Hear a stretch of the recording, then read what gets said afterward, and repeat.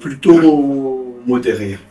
Un sac à dos, 400 francs à l'époque. Ah, c'est incroyable du coup. Tous les malgaches qui viennent en Europe, même plus que ce qu'il y avait à l'époque, artificiel. Je me souviens encore, comme c'était hier. L'entrepreneur prend ce sac à dos, je fais mon petit Fortnite.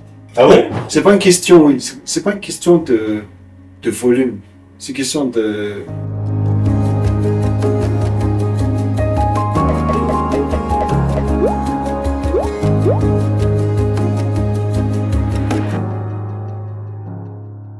Alors aujourd'hui dans Storytime, on a le grand plaisir d'accueillir Rimp. Bonjour et merci d'être avec nous aujourd'hui. Bonjour, merci de m'avoir invité. Aujourd'hui Rimp, quand tu rencontres des nouvelles personnes, comment est-ce que tu te présentes? Aujourd'hui, je me présente plutôt comme étant un entrepreneur malgache qui est rentré à Madagascar depuis 5-6 ans et qui essaie vraiment de développer le pays, tous les projets digitaux à Madagascar. Alors aujourd'hui, effectivement, comme tu dis, tu travailles sur pas mal de projets digitaux. Tes entreprises sont principalement axées justement sur ces activités-là. Mais avant qu'on en parle, est-ce que tu peux nous dire a été comment l'enfance et l'adolescence de Rimp? Alors, moi, j'ai vécu à Digo, à Tsran, dans le nord de Madagascar, jusqu'à mes 18 ans. Et durant cette enfance, j'ai eu l'occasion de vivre un peu dans la difficulté avec mes parents et ça a forgé un état d'esprit de vouloir m'améliorer, de vouloir travailler dur pour sortir de ce monde un peu malgache. Et d'ailleurs, c'est ce qui a forgé l'ambition de vouloir aller à l'extérieur parce que j'ai fait mes études en France, une partie de mes études universitaires. Et je pense que si je n'avais pas eu cette précarité ou ce mode de vie, mon ambition ne serait pas, ou ma motivation ne serait pas aussi aiguisée. À l'époque, quand tu grandissais, est-ce que je pense que tu étais plutôt un enfant, on va dire, hyper actif, tu étais plutôt l'enfant, tu vois, qui, on va dire, faisait souvent des bêtises, celui qui avait tout le temps un groupe d'amis et qui était le chef de bande, ou plutôt, tu penses que voilà, tu étais assez réservé, et tu suivais le mouvement? Plutôt modéré. Plutôt modéré. Il faut savoir que quand tu vis une enfance très malgache dans le quartier, défavorisé, tu peux pas. C'est très complexe, je pense, d'être le chef de bande parce que ce sont plutôt les aînés qui ont l'habitude de traîner dans le quartier, qui ont l'habitude d'imposer leur groupe. Moi, j'étais plutôt modéré. Par contre, j'ai été bien accompagné parce que j'avais un grand frère. On a vraiment découvert très jeune les conflits avec les amis, les petites bagarres, etc. Ouais. Et ça a forgé vraiment quelque chose qui fait qu'aujourd'hui, je suis quelqu'un qui n'a pas peur, qui essaie toujours de se développer malgré les difficultés. Je pense que cette enfance a été vraiment importante pour forger la personnalité que j'ai aujourd'hui. Ouais. Et c'était quoi ton rêve? Moi, mon rêve, je voulais être cosmonaute. Ah ouais, ah oui, ouais, c'est Je voulais être cosmonaute, bon, c'était un rêve quand j'étais primaire. Voilà. D'accord. Et à un moment, t'as tenté quand même d'essayer d'être cosmonaute vraiment à un moment? Je voulais être pilote dès que j'ai commencé à approcher de la classe de première terminale, mais le problème de vivre en province, c'est que le niveau des lycées est assez faible et on n'a pas accès au concours, que ce soit au niveau d'accès au concours pilote, mais aussi la capacité de financer cela vers mes parents. D'accord. Tu vois, comme tu dis, je pense que ça c'est vrai quand on grandit dans un environnement difficile, quand on est jeune, on va dire qu'on a la peau plus dure grâce à ça. Et moi, je voulais te demander, ok, tu vas étudier à l'étranger, donc j'imagine que quand toi tu vas partir à l'étranger, c'est la première fois que tu sors de Madagascar. Ça se passe comment là, tu vois, ces premiers jours, premières semaines, premiers mois quand on est à l'étranger? Je sais pas, t'avais de la famille là-bas ou des amis? Et j'imagine que ça devait quand même ouais, du Nord. Oui, moi en fait c'était une vraie aventure. En fait, je me suis inscrit à l'université en banlieue parisienne, Ivry-Courcouronnes, à distance, quand j'étais en Karatsu, il y avait un cybercafé gratuit. La première chose que j'ai vue par rapport à mes amis qui regardaient les jeux et ça, je me suis inscrit et j'ai été accepté. Quand je suis parti en France, j'avais un sac au dos, 400 francs à l'époque. 400 francs, je ne sais même plus en euros, ça coûte combien. J'avais pas de famille, j'avais juste un cousin qui a fait le papier pour que je puisse venir avec le visa. Mais c'était direct l'aventure et ça s'est bien passé parce que j'ai dû tout seul me débrouiller au début, trouver du travail dans une boîte d'intérim, faire travailler le réseau de l'université en disant moi j'ai pas de logement, je suis dehors si la semaine prochaine j'ai pas de logement. Et tout a démarré comme ça. C'est vraiment intéressant et d'ailleurs c'est ce qui fait que vivre dans la précarité ou dans la difficulté te permet de te lancer sur des projets sans avoir peur parce que de toute façon t'as rien à perdre. Et si je devais revenir de France à Madagascar, moi je revenais, c'est tout, et il n'y avait rien à perdre. Waouh. Voilà. Ah, c'est incroyable, du coup, donc il y a vraiment des moments où si tu ne trouvais pas la solution, un endroit pour dormir, du coup, t'étais Oui, il fallait forcer. limite à la rue, quoi. Voilà. Et ça, je l'avais dit à l'université, et ils se sont débrouillés pour trouver. C'est un peu le message que je vois aux jeunes. Si vous attendez que tout soit parfait, que le contexte soit nickel, ben vous ne ferez rien. Il faut se lancer. Après, bien sûr, il faut voir les limites de ce que vous faites. Que ça ne vous emporte pas dans des pénales ou vraiment sanitaires. Et je pense qu'il faut, dans la vie en général, il faut se lancer et prendre des risques. Et est-ce que toi, quand tu arrives en France, est-ce que tu me dis qu'il y avait une grande différence entre toi, qui venais donc de Mada, et les jeunes qui étaient dans la même classe que toi? Est-ce que tu vois qu'il y a des différences, voilà, de mode de vie, de façon de penser, de façon d'agir? Alors, ce qu'il faut savoir, c'est que la France, ou Paris, hein, Paris banlieue, je parle de banlieue parce que Paris, il y a Paris centre, il y a beaucoup d'immigrés. Du coup, quand je suis arrivé, je me suis retrouvé dans un groupe dans la formation que j'ai fait un DEA et un DSS. Il y avait quasiment 2 tiers qui étaient des immigrés, des Africains, des Marocains. Du coup, je ne me suis pas senti dépaysé tant que cela. On s'est tout de suite compris, les mêmes réflexes, on va se débrouiller. Très peu avaient les moyens familiales qui leur permettaient d'être tranquilles. Mais non, non, je me sens vraiment à l'aise et comme dans un poisson dans l'eau. Et donc, c'est là-bas où tu prends tes premières expériences professionnelles, toujours dans le monde de l'informatique. Exact. En fait, moi, j'ai un double diplôme. J'ai un DEA en intelligence artificielle avec l'école des Mines de Paris et j'ai un DESS informatique de développement logiciel. Du coup, j'ai obtenu les diplômes en même temps. J'ai eu le choix entre faire un doctorat en robotique et en IA, mais je sentais que la recherche, c'était pas pour moi. Moi, je pense que je suis plutôt orienté business, affaires, Ouais, vente, ouais, peut-être marketing, que de faire de la recherche, qui est un domaine à part, hein. ouais. J'ai décidé donc de travailler tout de suite. Donc j'ai travaillé, donc comme tous les malgaches qui viennent en Europe. Donc je change mon statut, etc. Parce que j'ai un statut étudiant, passer statut salarié. J'ai démarré bas parce que la société dans laquelle je rentrais faisait une sorte de condition. Si on te prend, on te fait des papiers, donc tu vas démarrer bas par rapport aux informaticiens traditionnels. Donc moi j'ai dit, bon, je devais réfléchir, je dis ok. Mais après, je me suis bien rattrapé depuis. Ouais, ouais. Donc, ce que je voulais dire juste aux jeunes, si vous sentez que vous devez aller vite au détriment de certains paramètres, ben, c'est pas grave, parce que vous avez tout le temps pour vous développer, pour améliorer vos revenus, pour trouver mieux. Mais il fallait d'abord régler le problème de visa, de papier, etc. Ouais, ouais, ouais. Et c'est quoi le déclic pour que tu rentres en là? Alors, j'ai travaillé 14 ans. J'ai démissionné de l'entreprise franco-américaine qui s'appelle Axway, éditeur de logiciels, le troisième plus gros éditeur de créateur de logiciels français au monde. J'ai démissionné en 2018 et j'avais créé en parallèle en 2017 le groupe que j'ai dirigé aujourd'hui. Alors le déclic, c'est tout simple. À un moment, quand on travaille en Europe, on est plafonné au bout de 12-13 ans. Plafonné en termes de salaire, d'évolution professionnelle, parce que les postes clés et tous les postes de management stratégique sont vite accaparés par des groupes, des familles, des groupes familiales, ou des groupes où il faut faire quasiment de très grandes écoles comme HEC ou ESSEC, etc.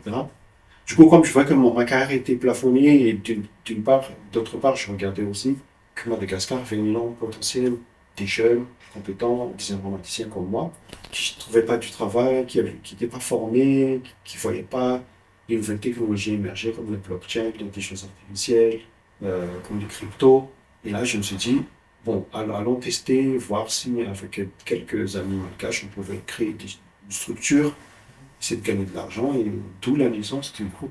Est-ce que toi, aujourd'hui, tu vois, après avoir justement créé ce groupe, ça, est-ce que à un moment, tu as regretté ton choix, tu vois, jusqu'à aujourd'hui? Parce que tu t'es dit un jour, c'est compliqué, franchement, si je serais resté salarié en Europe, bon, je serais là relativement pépère, je pense, avec des revenus assez confortables quand même, malgré tout. Oui, effectivement, c'était une réflexion parce que au moment où j'ai commencé à démissionner de mon poste en France, j'ai eu des propositions de très grandes entreprises allemandes qui proposaient vraiment, même plus que je gagnais à l'époque, même plus que je pourrais avoir aujourd'hui.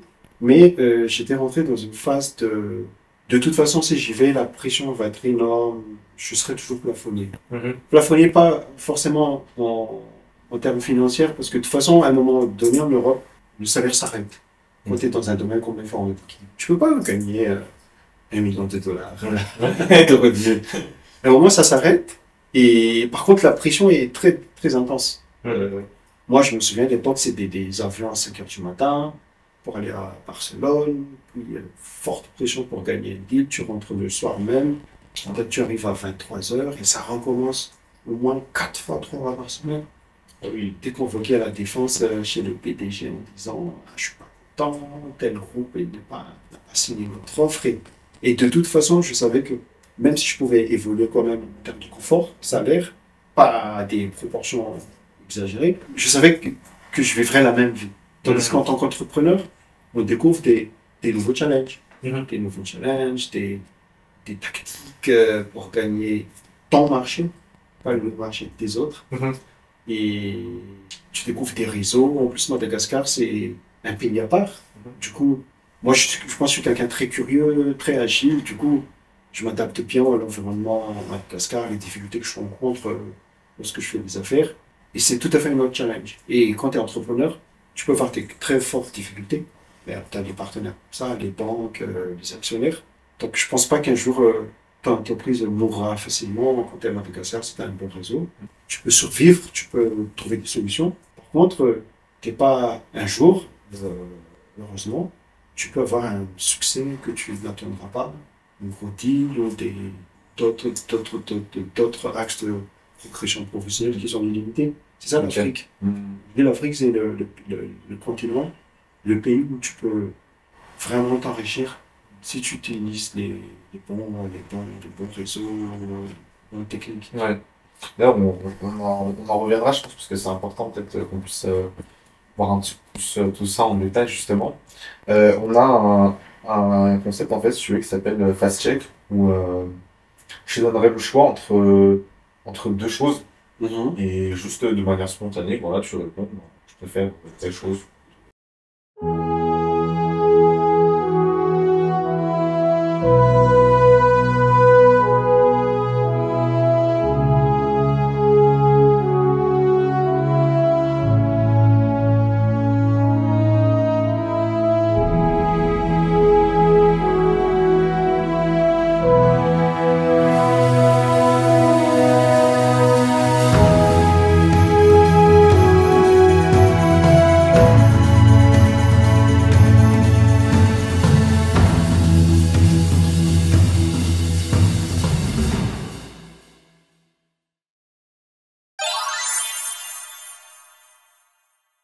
Intelligence artificielle ou intelligence émotionnelle?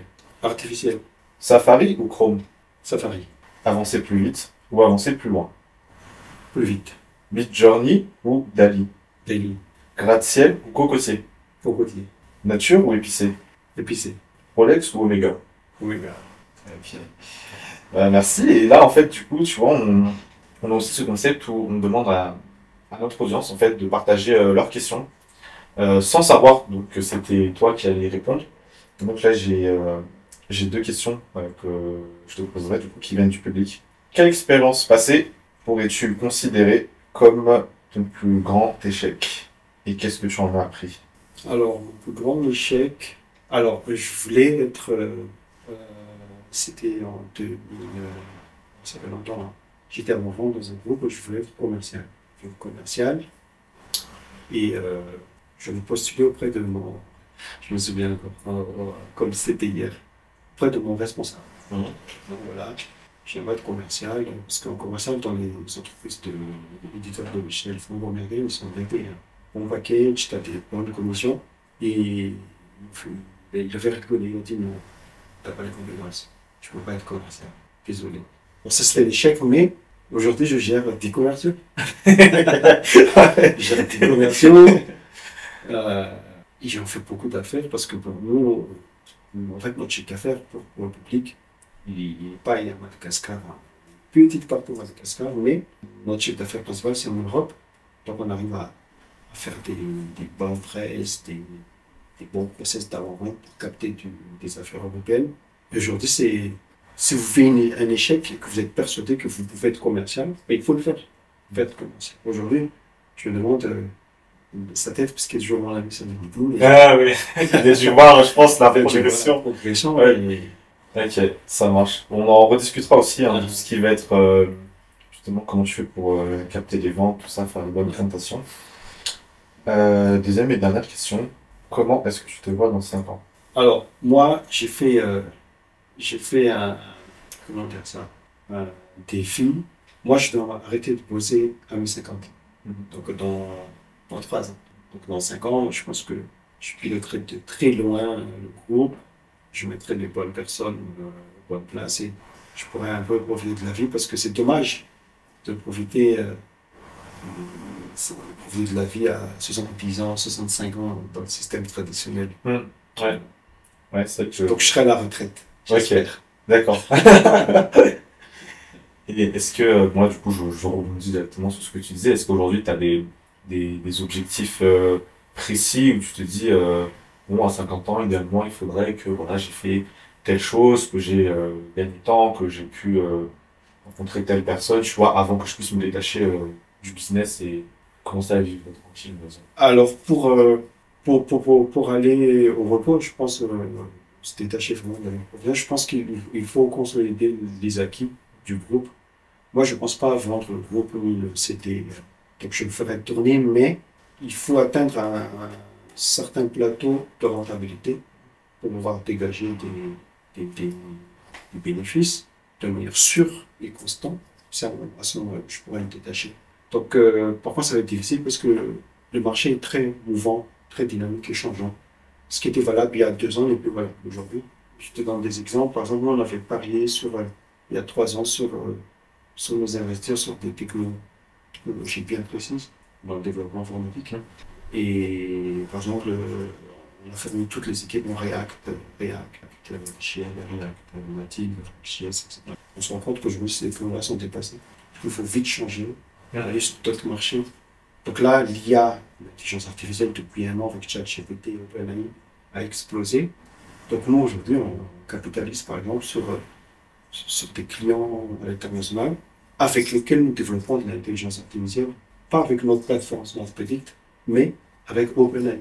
OpenAI, c'est le framework qui permet de développer des outils comme ChatGPT. Ok. Et dans 3 ans, il se peut que c'est plus l'IA, ça peut être la réalité virtuelle, l'IoT, dans des objets. Voilà. Donc en gros, même si par exemple, imaginons, on te propose un exit de 50 millions d'euros pour ton groupe, tu préfères le garder et le voir grandir Bon, parce qu'il y a quand même un montant, éventuellement, un jour tu te dis, peut-être à partir de là, je commence à réfléchir. non, bon, ça dépend, hein, ça dépend. Au fait, il faut réfléchir plutôt. Si un jour quelqu'un me propose un exit sur le groupe, il faut vraiment que je puisse connaître le groupe ou la personne. Qu'est-ce qu'il va en faire de mes équipes?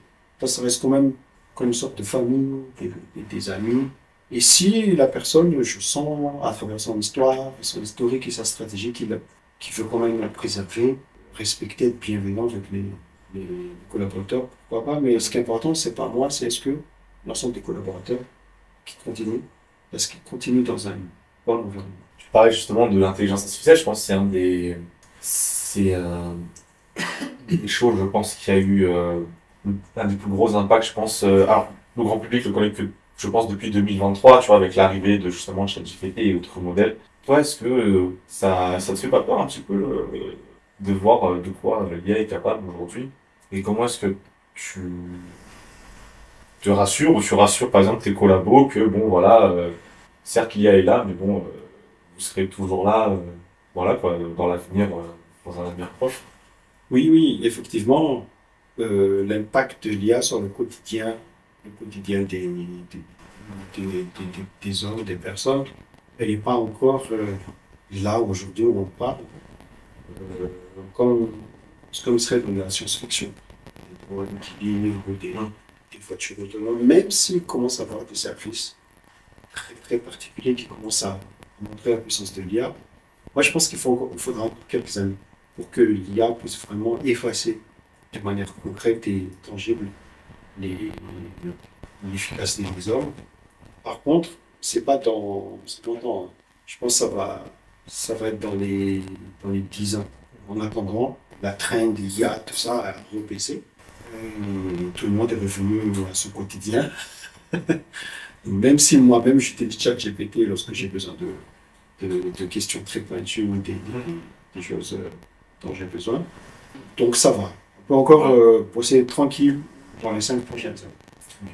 Et est-ce que quand toi, tu vois justement, tu discutes avec des prospects, tes clients, tes partenaires, c'est c'est quoi est-ce qu'il y a une tendance, on va dire, en termes de besoins qui revient relativement souvent, ou est-ce que vraiment on est, tu vois, sur des cas vraiment hyper spécifiques à chaque fois? Oui, la tendance, c'est dans l'IA, hein, c'est tout ce qui est texte, message, tout ce qui est autour du texte. Parce que l'IA, en termes de reconnaissance de forme, Mhm. les voice, il y en a quand même hein, des IA même sur les outils réseaux sociaux. Mhm. Quand tu lis par exemple certains posts sur Instagram où il y a des robots qui lisent des textes, ça c'est de Mhm. l'IA. Ouais. Mais Ouais. ça reste sur des usages texte, voice, mais plus loin que ça, l'IA est encore vraiment près. Il y a du boulot encore. Il y a du boulot encore. Il y a du boulot. Ok. Justement, donc là, je pense, je voulais revenir sur ce dont on parlait un petit peu tout à l'heure. Souvent, je pense quand on est jeune, quand on se dit qu'on veut devenir entrepreneur, on pense à beaucoup de choses. Tu vois, je pense par exemple, on met beaucoup d'importance sur son logo, sur son site internet, sur sa stratégie marketing. Mais il y a un aspect qui est essentiel et pour n'importe quel business, peu importe le domaine, c'est la vente. Ta boîte fait pas de vente, voilà, ta boîte bientôt n'existe plus. C'est quoi toi avec tes années d'expérience, c'est quoi tu penses les bonnes pratiques que tu pourrais nous partager, tu vois, pour optimiser voilà, ces chances de faire des ventes, son taux de conversion, ça. Oui, alors moi, moi, ma pratique, parce que moi, j'ai fait beaucoup d'années à l'international, donc j'ai fait des conversions, des process avant-vente. Et comme tout cela est très changeant, c'est parce que ça dépend du secteur où tu es, du type d'outil qui est vendu par telle entreprise. Moi, par exemple, ce que j'ai fait en 2000, il y a 3 ans, euh, j'ai cherché un directeur commercial très pointu, mais je n'ai pas trouvé.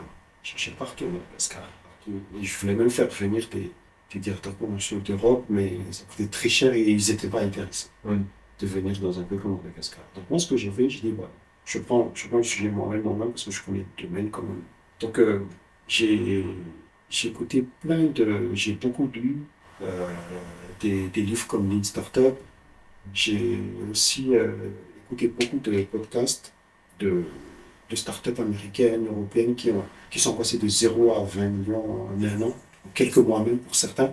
J'ai beaucoup écouté, j'ai beaucoup lu et j'ai créé moi-même la méthode qui permet de capter des, des clients sur notre métier. Après, c'est des méthodes assez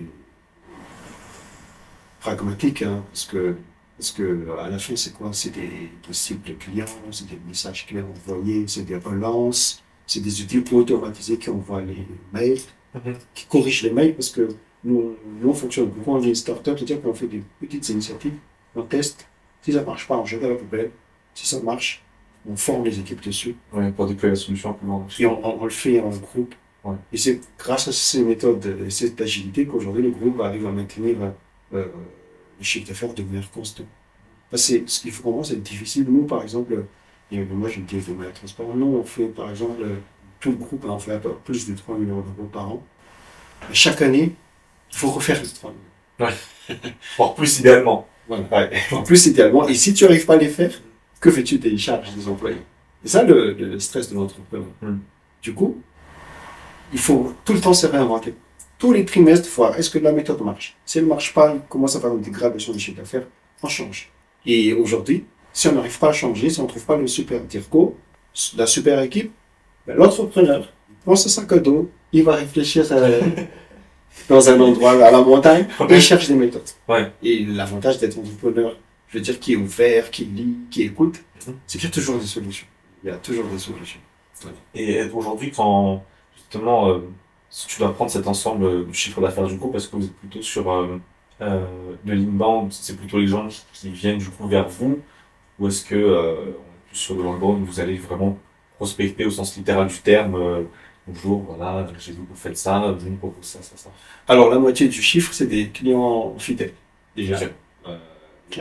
Qui- des clients fidèles qui ont déjà des roadmaps long terme avec nous, 1 an, 2 ans.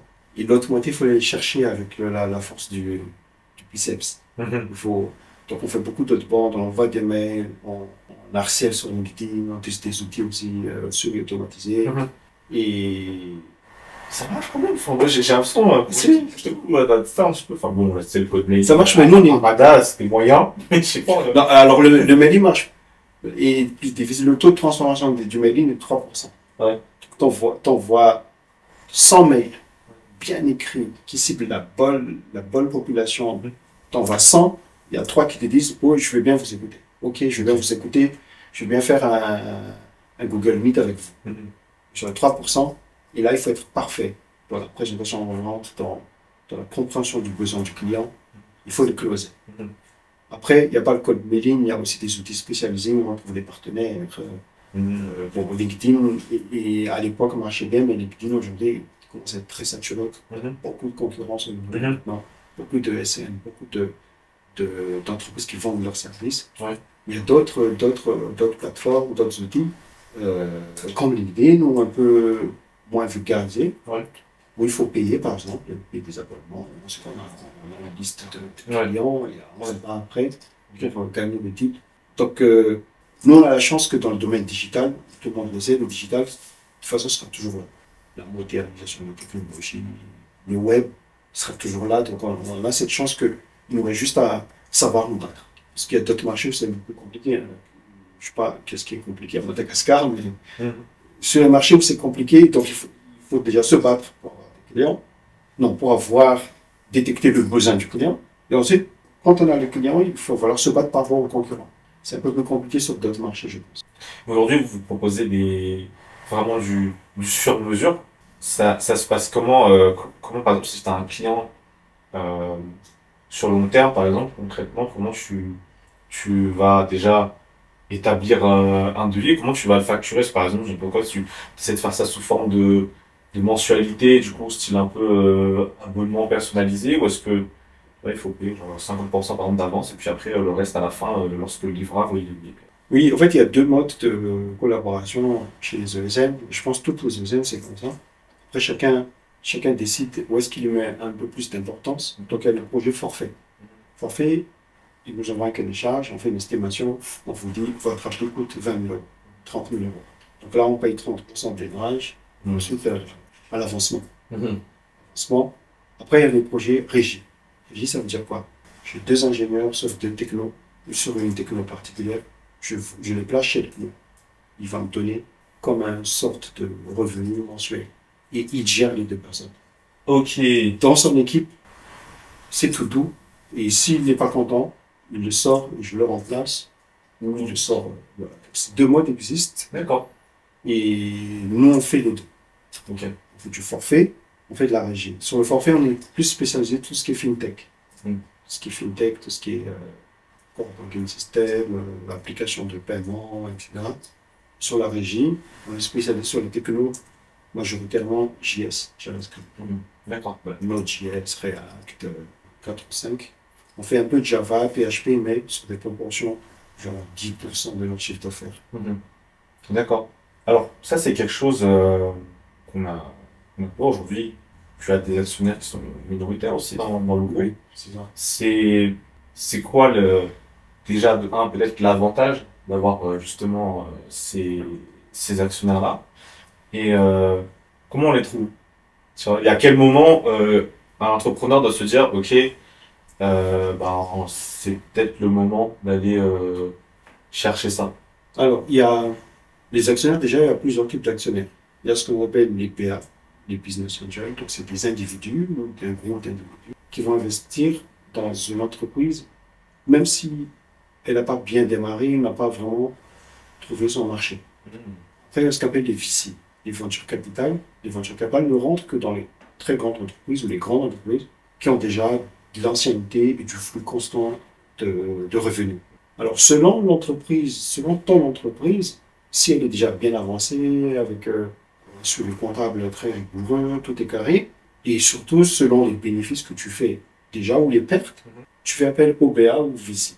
Donc, à Madagascar, par exemple, il y a des VC, mais c'est des émanations de VC mauriciens qui se baladent à Tana, qui demandent des... Ouais. Oui, par exemple, le Louvre a comme actionnaire un VC mauricien. Ok. Le Louvre ou beaucoup d'entreprises Mhm. ont des VC, mais ils ne le disent pas, ils ne le créent pas au toi. Ok. Après, tu as des business angels ou des business angels ou des structures plus petites qui, eux, aident les entrepreneurs qui sont en phase de trouver un marché ou qui sont en phase d'avoir des chiffres d'affaires, donc qui prennent plus de risques. Ok. Un BA prend plus de risques. Donc, après, les BA sont toujours minoritaires. Ok. Parce qu'ils ne veulent pas contrôler la boîte, ils ont aucun intérêt parce qu'ils ne sont pas entre. Ok. D'accord. Et toi, à quel moment, par exemple, tu t'es dit, c'est c'est le moment pour moi d'aller justement trouver des partenaires? Moi, quand j'ai lancé le groupe en 2017, j'ai tout de suite vu que j'ai tout de suite gagné beaucoup de clients dès le démarrage. Ah ouais. J'arrêtais pas de signer.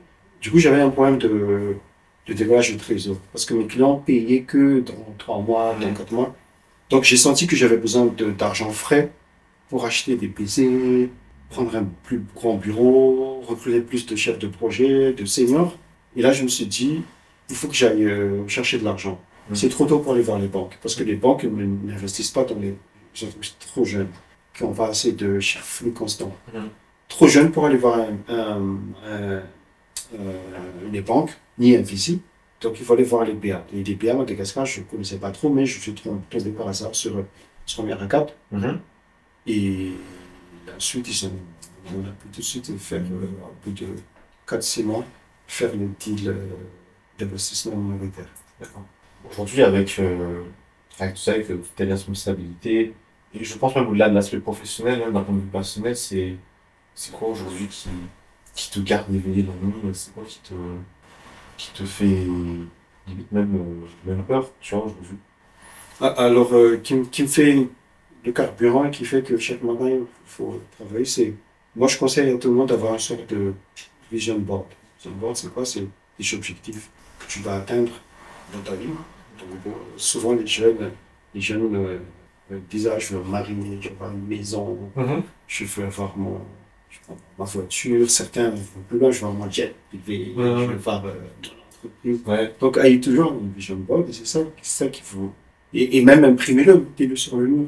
Si quelqu'un n'est pas pour se fixer. Et chaque matin, vous vous dites, voilà, c'est ça l'objectif, je dois me lever, je dois travailler pour atteindre ces objectifs. Parce que souvent, les gens, ils sont en perte de motivation, plus abandon. Ils ne savent plus, voilà, qu'est-ce que je dois faire? Est-ce que je dois avoir ma maison? Ou, ah, je préfère louer, donc c'est pas grave. Donc, il y a toujours une vision board et la motivation, ça se travaille, ça s'alimente. Après, chacun a sa personnalité. Il y a des personnes qui... Moi, j'ai des amis qui sont plus compétents que moi techniquement. Et moi, je ne peux pas faire autre. Je n'ai pas envie de chercher des clients, j'ai pas envie d'avoir des problèmes de réseau. Ouais. Donc, je reste dans ma boîte. Ouais. Je fous rien. Si, il y en a, je vais pas citer son nom, c'est beaucoup, mais moi, je suis tranquille comme ça. Ouais. Ouais, dans sa zone de confort, un petit peu. Sans vision boîte, il ne faut pas avoir ça. Juste un appartement à crédit, ça lui suffit pour avoir une villa, il ne faut pas avoir, je sais pas moi, un Raptor, un 4x4 Raptor, il faut rien avoir tout ça. Chacun sa personnalité. Aujourd'hui, est-ce que tu es quelqu'un, tu sens que t'es heureux dans la vie? Ah oui, oui. Moi, j'ai toujours suivi ce que mon cœur voulait, hein. Et je pense que je serai toujours comme ça. Donc aujourd'hui, je pense que par rapport à ce que je fixais comme vision board à l'époque, quand j'étais Mhm. quand j'étais Mhm. jeune, je pense que j'ai atteint mes objectifs, hein. Ok, super. Voilà. Je voulais avoir mon entreprise, je voulais être indépendant. C'est donne. Quand tu, du coup, t'as plus forcément cette sensation que tu ressentais avant, quand par exemple c'était un peu plus difficile, quand tu étais enfant, tu n'as plus ce sentiment du coup de peur de la précarité, parce qu'aujourd'hui, bon, t'as quand même réussi, tu vois. Ça, tu le ressens plus? Ou est-ce que c'est toujours là, quand même, un tout petit peu Non, je pense que je me sens en sécurité. Par contre, des fois, je me pose la question parce que quand je côtoie mes amis ou la famille qui sont restés dans ce mode de vie très malgache, quelquefois je me demande, mais quand je passe mon temps avec eux, quand je vais à Diego, mais quand je les vois heureux, je me dis, mais en fait, le bonheur, c'est une question de point de vue. Parce qu'ils sont très, je les vois, ils sont à la plage, ils n'ont pas beaucoup de dépenses, leurs enfants vont à l'école comme tout le monde. Ils connaissent pas ce que c'est l'Europe, Mm. les carriéristes, Mm. etc. Du coup, moi, je pense que le bonheur, c'est une question de point de vue ou de paramètres, mais je pense que c'est pas forcément dans la réussite ou dans la réussite financière. Ouais. On parlait justement un peu de ce côté financier. Je pense aujourd'hui, je sais pas, mais je sais pas pour la globalité, mais je pense, enfin, je connais certaines personnes qui ont du mal, tu vois, à gérer leur argent. Peu importe la somme qu'ils ont, tu vois. Tu es 100 000, 1 million, ou 1 milliard, tu vois. Je pense qu'il y a des gens qui ont quand même beaucoup de mal à gérer leur argent. Toi, aujourd'hui, c'est quoi tes conseils justement pour avoir une relation saine avec l'argent? Est-ce que aujourd'hui, par exemple, dans l'épargne, et par exemple, tu as des revenus X tous les mois et tu sais que tu mets ça de côté à chaque fois, ou est-ce que tu le réinvestis plutôt? Et... Oui. Ah, alors moi, j'ai pas eu la chance d'avoir un écosystème ou des parents ou la famille qui a fait qui m'a transmis de l'éducation financière. Parce que ça, je parle d'éducation financière. Mais moi, je pense que il faut pas non plus faire du sujet finance un blocage ou une condition de comparaison par rapport à d'autres personnes. Moi, par exemple, moi, j'ai pas eu l'occasion d'épargner beaucoup parce que j'ai beaucoup investi dans les entreprises. Soit pour créer une autre, soit pour développer une filiale ou autre. Du coup, je considère que mon épargne, c'est mes entreprises. Pour des personnes qui ne créent pas des entreprises, effectivement, qui sont salariés ou fonctionnaires, effectivement, ils doivent se mettre soit, ils doivent se poser des questions, qu'est-ce que je fais de mon retraite? Mhm. Moi, je pense que pour ceux qui ne sont pas entrepreneurs, qui ont des revenus constants, des cadres, et qui ne seront jamais entrepreneurs, il faut épargner. Pour les entrepreneurs, il faut accélérer, il faut se diversifier, il faut être très agile. Du coup, ne pas beaucoup épargner, mais un jour faire un exit, revendre, ou faire un cash out. Ça existe dans l'entrepreneuriat. C'est-à-dire que si demain j'ai besoin de, par exemple, 100 000 euros, donc je dis à une personne, écoute, est-ce que tu veux investir dans la boîte? Et moi, tu investis 500 000, je prends 5 000 pour moi. Mhm. C'est des exemples qui se pratiquent dans l'entrepreneuriat. Ok. Mais pour le moment, j'en fais pas. Ok. Je gère, je n'ai pas besoin d'argent plus que ça me suffit. Ok. D'accord. Mais plus tard, je verrai. Ok. Dans ta vie au quotidien, tu vois, quand tu gères tes entreprises, tes relations, tes interactions avec les gens, est-ce que toi tu penses que c'est possible d'avoir un vrai équilibre vie perso, vie pro, tu vois, ou est-ce que c'est quelque chose qu'on atteint mais sous certaines conditions et peut-être qu'aujourd'hui, étant donné que bon voilà, t'as réussi, peut-être c'est peut-être plus simple, mais au début, les premières années, les premiers mois, est-ce que c'est... Moi, je pense que c'est une question d'autogestion. Mhm. Moi, par exemple, je travaille pas beaucoup en volume horaire, mais je travaille à l'efficacité. Il y a même des ouvrages je sais pas si je me souviens plus du titre, par exemple, la semaine de 12 heures. Ok. Donc, il y a des entrepreneurs américains qui font des études, travaillent dur pendant 3 jours, après ils postent plus. Et leur efficacité sur 3 jours vaut déjà une semaine, ou plus. Donc, moi, je suis un peu ce style-là. Moi, quand j'arrive chez moi, des fois, à partir de 20 heures, je bosse plus. C'est vrai, hein. Je fais mon petit Fortnite. Ah ouais? Ah ouais, c'est Oui, vrai. Ok. je discute avec ma famille. Mhm. Je bosse plus et je repose le lendemain matin. Ah ouais. Et après, ça veut dire quoi? Quand on a un groupe de notre taille, on a quand même un groupe de 200 collaborateurs répartis sur deux sociétés différentes. Il y a quand même beaucoup de... Moi, je délègue beaucoup, je sais les bonnes personnes. J'ai beaucoup de directeurs, des DG, des DAF, dans tous les sens. Et eux, je leur transmets les to-do, ils bossent beaucoup par contre. Ils bossent beaucoup. Après, en tout cas, ils sont efficaces. Et est-ce qu'ils bossent beaucoup sur le volume? J'ai l'impression que oui. Ok. Mais c'est l'efficacité qu'on... Après, je pourrais changer aussi, je pourrais encore bosser plus d'heures si je veux créer d'autres entreprises. Mhm. Mais moi, c'est pas mon objectif. Avec les deux, là, aujourd'hui, Avec les deux, ça va, tu dis, je pense qu'avec avec la même équipe, en changeant, être tactique et stratégique sur certains business, on peut tripler le chiffre d'affaires avec la même équipe. Ah oui. Ah oui. Ok. Ouais, donc idéalement, c'est peut-être l'objectif C'est- avant que tu ouais. repartes à 50 ans. C'est pas une question, oui, c'est pas une question de volume, c'est une question de tactique. Sur quel marché j'y vais, comment j'y vais. Un seul ou deux marchés peut suffire pour faire des gros deals que d'aller faire 50 marchés avec des petits Ouais. volumes.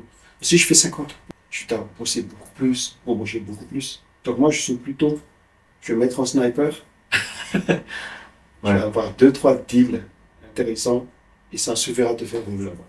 Mais justement, quand toi, t'as commencé, par exemple, est-ce que tu étais plus dans cette optique, justement, de petits deals, parce que moi, il faut commencer par, ou est-ce que toi, t'es aussi, dès l'époque, t'étais déjà en mode tireur d'élite, je veux les gros marchés, Au fait, quand j'ai démarré, déjà, j'ai démarré avec pas des, bon, gros, ça dépend à l'époque, j'ai démarré avec des deals de 100 000 euros. J'en avais deux, plus des petits deals. Après, ça vient de démarrer avec. ça va. Ouais, ça va. Après, on a toujours eu des petits deals. Donc, quand j'étais petit, c'est quoi? C'est 20 000, 10 000, 30 000. Ça, c'est petit chez nous. Parce qu'on est une grosse équipe de dev. Mhm. Mais maintenant, moi, je pense que ça sert plus à rien d'aller chercher 30 000, 10 000, 5 000 tout le temps. Parce qu'il faut multiplier les commerciaux, les avant-ventes, les développeurs, les chefs de projet. Il faut quand même continuer sur des middle deals. Mais après, il faut aller attraper un ou deux gros et on est tranquille. C'est ce que je disais souvent à mes commerciaux. Si vous voulez faire 200 000 euros, parce que mes commerciaux ont à peu près cet objectif par an. Si vous faites 200 000 euros, est-ce que vous voulez faire 3 deals à 70 ou 20 deals à 10 000 euros? Parce que 20 deals, il faut le faire. 20 rendez-vous, 20 prospects, etc. Et j'essaie de les former, de les montrer les pratiques. Mhm. Mais c'est nettement plus tranquille pour eux de faire 2 deals à 100 000 ou 3 deals Ouais. et les suivre. Et d'ailleurs, toi, si jamais demain, tu avais la possibilité et l'envie d'investir dans un domaine autre que l'informatique, ce serait quoi Effectivement, je vais investir en Madagascar, ça c'est sûr, parce que pour l'impact que ça ferait sur la population, même pour les entrepreneurs. Mais si je devais investir à Madagascar, je investirais peut-être dans l'agriculture, l'agribusiness ou l'immobilier, je pense. D'accord. Ok, ok. C'est des domaines qui apparemment sont très attendus au Madagascar. L'agribusiness, l'élevage. Euh, Là, on est plus ou moins sur la fin de notre discussion. Moi, j'ai encore quelques questions. Je veux savoir, c'est quoi aujourd'hui ton rapport avec tout ce qui est spirituel? Est-ce que c'est quelque chose dans lequel tu crois ou pas forcément, sur lequel tu veux développer éventuellement? Oui, moi j'ai commencé à découvrir un peu la méditation, le spirituel l'année dernière, en 2024. Mhm. Je pense que c'est un domaine qui m'a directement fasciné. Et mon coach disait à l'époque, c'est que non, non, tu pars pas de zéro parce que j'ai le sentiment que t'as déjà des réflexes qui sont intégrés chez toi, qui fait que tu connais déjà certaines techniques naturellement. Mhm. Moi, j'aime bien les découvrir d'autres domaines comme ça. Ça t'a apporté quoi en tant qu'être humain? Non, ça te permet de, d'ancrer au fait ton habitude ou tes pratiques sur quelque chose de, de, de pragmatique. Donc, t'es plus serein, tu paniques moins lorsqu'il y a des événements qui arrivent. Je pense que ça a été aussi fait, la méditation et le spirituel pour les grands hommes qui ont besoin de concentration, qui ont besoin de focus sur des objectifs et de passer par pied lorsqu'il y a des perturbations externes, etc. Ma dernière question, ce serait comment est-ce que tu aimerais qu'on se souvienne de toi? Alors, moi, mon deuxième prénom est Emmanuel Riff. Moi, je crois beaucoup que le nom qu'on te donne à la naissance drive souvent ce que tu es et ce que tu vas être. Moi, j'espère que on se souviendra de moi comme quelqu'un qui a beaucoup aidé les jeunes, qui a beaucoup aidé son pays à travers les conseils, les formations, faire tourner l'économie, etc. Super. Est-ce qu'il y aurait peut-être un dernier message que tu souhaiterais faire passer à notre audience qui est je pense à 80% entre 18 et 35 ans? Oui, moi, mon conseil pour les jeunes, c'est de s'écouter soi-même et de, de prendre des risques dans la vie, que ce soit côté professionnel, côté personnel, côté même sentimental. Je pense que on n'a qu'une seule vie et ce serait dommage de s'arrêter sans avoir vécu ce que vous voulez faire vraiment de votre... Moi, franchement, Marc, merci beaucoup pour ce partage, merci pour toute cette valeur que tu nous as transmise et bah, je souhaite que tes projets puissent se réaliser comme tu l'entends. Merci beaucoup. Merci pour l'invitation et pour une continuation de votre podcast. Je trouve intéressant. Merci.